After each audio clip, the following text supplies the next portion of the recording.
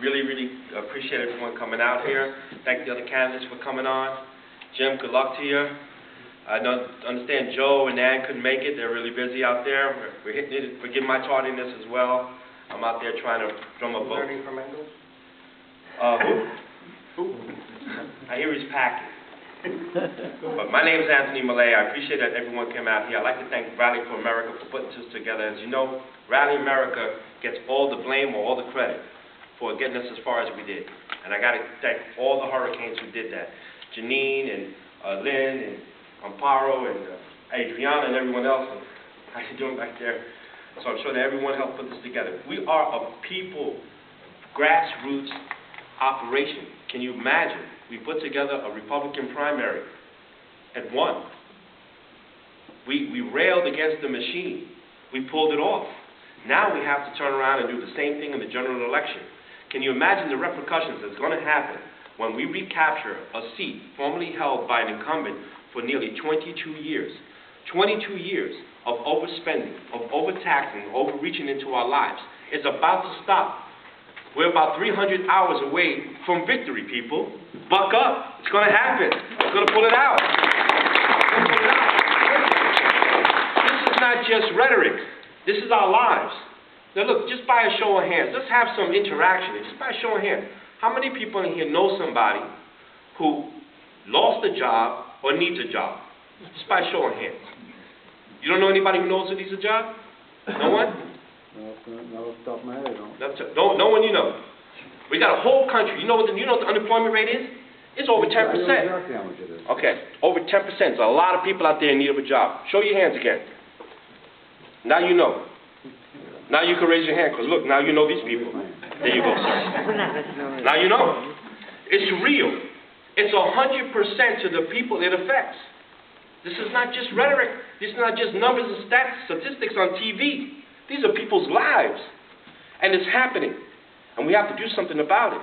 Because if we don't do nothing about it, there's going to be double the numbers that we're talking about, triple. It might be a statistic to somebody on a board, but it's 100% to each of the people that they know. This is real serious stuff. We're in a real serious business here. Now, if you don't know a little bit about my background, I'm a professional crisis manager. I manage crisis in different places around the world. When my phone rings and I'm told to go somewhere, it's not to the Bahamas and bring suntan lotion. There's very serious things going on. And I find those very serious things happening right here in my own community where I live. These are my friends and neighbors. So something needs to be done. Fortunately, we have the Constitution of the United States to help us out.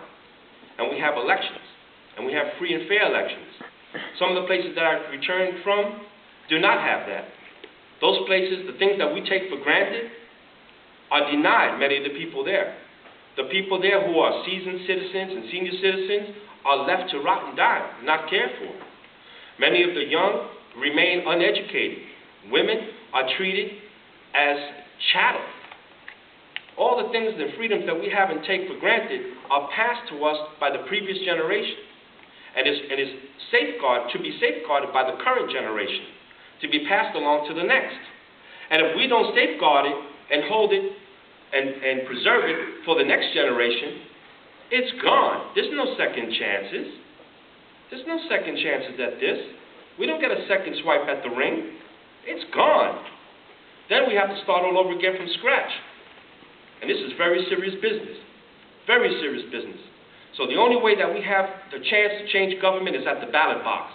Because many of the places that I return from, the only way they affect any kind of change in their government, if they have one, is with guns and bullets and violence. We have the ability to have an intellectual discourse, differences of opinion, be they from one fringe or to the next fringe, and we meet somewhere in the middle. But we can do so civilly and peacefully because of where we live and what we have. And it's worth fighting for. It's worth dying for. It's worth going to war for. It's worth wearing the uniform of my country. And it's worth taking the oath, as I did, over the tomb of the unknown soldiers. And those men who lie in that tomb gave more than just their lives for this country, ladies and gentlemen. They not only gave up their lives, but they gave up their identity. To this day, we do not know who they are. And that's giving everything. So if they gave everything they have so that we have the ability to vote, what's the big deal? Go out and vote. Vote for somebody, but go out and vote. And this November 2nd, I'd like for you to vote for me and vote for what I stand for. And what I stand for is what they stood for and what they died for and what they swore an oath for. And that's to preserve, protect, and defend the Constitution. That is to adhere to it. That is to believe that that flag back there was worth fighting for and is worth preserving. That's to believe that we can have disagreements and we can find compromise. And there's a body within the government, the United States government, that does that. And that's the Congress. The Congress is a place where all representatives of the people come together and they decide through compromise and debate and discourse and argument. And they decide how to best proceed, how to best spend the people's money, how to best save the people's money. And that's what I would like to do. I think that the government has gone too far in spending our money. And I'm not just saying that as an opinion. This is empirical data. $1.2 trillion in deficit. $1.2 trillion. That is such a staggering, unimaginable number that I can't figure it out. All I know is that in sign language it looks like this, and then it keeps going to outside in the parking lot in zeros. It's a staggering number. Just staggering numbers. Now what does that mean to you and I? Not much. But I'll tell you what it's going to mean to the next generation. When each one of us take a look at our paycheck, and you look on your pay stub, and on the pay stub it has the deductions, right?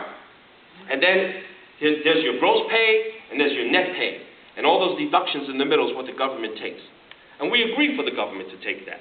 We say, go ahead and take it and spend it. Spend it on the Army, spend it on Iraq, spend it on wherever, spend it on Obamacare. Go ahead and spend it. The Congress voted for it. But then, as a result of that vote and that spending, our gross pay and our net pay have a disparity. When that $1.2 trillion starts to kick in, the kids that you know, when they start going to work, you know what that pay stub is going to look like? Nothing. That's right. Who said nothing? Thank you, Judith. That's right. It's going to go down to nothing. What do you think? It's going to be more than what we're doing now? Now when you look at your paycheck, you're talking about 50 and 60% deductions. Am I right? Am I right? How many people know what a paycheck looks like and it's about 50% of your deductions? Am I right? Raise your hands. Okay. What do you think? It's going to be less for those kids?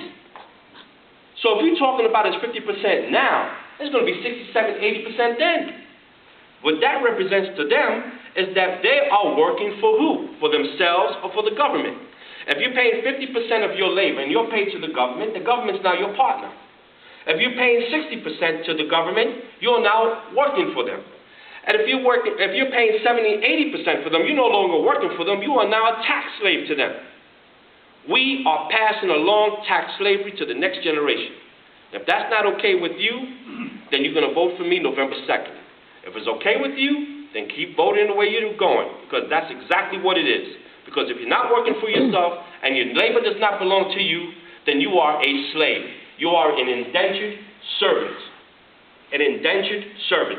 We are going right back to what started this whole revolution in the first place, that became the United States of America. Now that's not okay with me. And if you think this is all right, you're going to sit home and watch TV and flip on your channels, go ahead. This is the most important election of our lifetime. It's going to happen. It's going to happen. We are going to pull this out. There is no way we can sustain this economy when you're talking about deficits in the trillions of dollars. Trillions. What that represents is an imaginary number that does not yet exist. It's numbers in dollars that don't exist yet. That represents a promise of labor for a generation that's not even born yet to pay it. Does anyone here ever loan somebody $10? Raise your hand. You know somebody $10, right? All right. And every time you bumped into them, did you ever say, hey, where's my $10?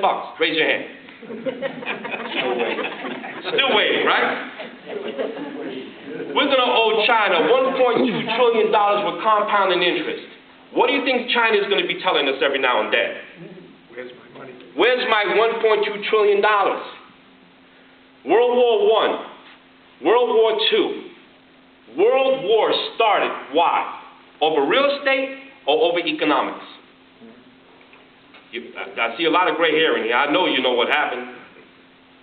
World War I created the biggest debt on Germany. Germany had to pay reparations to the rest of Europe, right? They paid those reparations not with dollars, they paid it in commodity. They paid it in goats and cattle and sheep and farm products and corn and wheat, etc. Am I right? And then a young man came along, Adolf Hitler, and said, we're not going to pay you anymore. We're not going to pay you anymore. We're going to keep our money, and we're going to take that money, and we're going to build an army with it. And as soon as he built that army with it, what happened? World War II. You think World War III is going to be any different? We are playing with fire here. This is very, very serious. But there's hope. There's hope. The United States Congress has the power to turn around just like you do when your current car bill comes in and say, I'm not paying this. Send it back. We are not going to have a Congress who is susceptible to juvenile impulses when it comes to spending other people's money. And I'm hoping to help gain your confidence to stop it. Thank you.